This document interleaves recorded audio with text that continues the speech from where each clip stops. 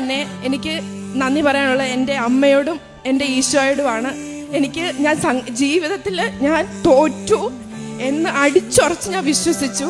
പക്ഷേ ഒറ്റ നിമിഷം കൊണ്ട് എന്നെ കൈപിടിച്ചുയർന്നെങ്കിൽ അവിടുത്തെ നഴ്സിംഗ് സ്റ്റുഡൻ്റാണ്, ഫൈനൽ ഇയർ ആണ്. അന്നതിൻ്റെ കാര്യം എനിക്ക് first year second year full supply അടിച്ചൊരു വ്യക്തിയായിരുന്നു. അതുപോലെ തന്നെ തേർഡ് ഇയറിൻ്റെ എക്സാമും ഉണ്ടായിരുന്നു. എല്ലാം കൊണ്ടും മാനസികമായിട്ടും തളർന്നു, പഠിക്കാനും പറ്റുന്നില്ല, എന്ത് ചെയ്യും എന്നുള്ള രീതിയായി. സപ്ലി വന്നു, ഒന്നും കിട്ടിയില്ല, പോയി. എനിക്ക് വാശിയായി, എനിക്ക് ഇവിടെ വന്ന് അമ്മയുടെ മുന്നിൽ നിന്ന് എനിക്ക് ഉടമ്പടി എടുക്കണം എന്ന്. അങ്ങനെ ആ വാശിപ്രകാരം തന്നെ അമ്മ എന്നെ ഇവിടെ തന്നെ കൊണ്ടുവന്നു. തേർഡ് ഇയറിൻ്റെ എക്സാം വന്നു. തേർഡ് ഇയറിൻ്റെ എക്സാം വന്നപ്പോഴത്തേക്കും ഫസ്റ്റ് ഇയർ തന്നെ 5 വിഷയമുണ്ട്, സെക്കൻഡ് ഇയർ 5 വിഷയമുണ്ട്, തേർഡ് ഇയർ 4 വിഷയമുണ്ട്.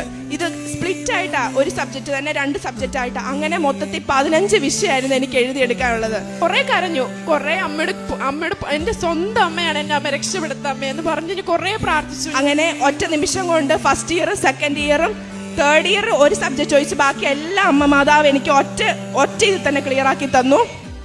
അങ്ങനെ അതുപോലെ തന്നെ ആ ഒരു സബ്ജക്റ്റ് ഞാൻ കഴിഞ്ഞ ഇടയ്ക്ക് എഴുതി. അങ്ങനെ ആ വിഷയം ഞാൻ ക്ലിയർ ചെയ്തു. അങ്ങനെ 3 വിഷയം ഞാൻ 3 വർഷത്തെ 4ാം വർഷം എഴുതാവുന്ന രീതിയിൽ എല്ലാം ക്ലിയർ ചെയ്ത് മാതാവ് എന്നെ അനുഗ്രഹിച്ചു.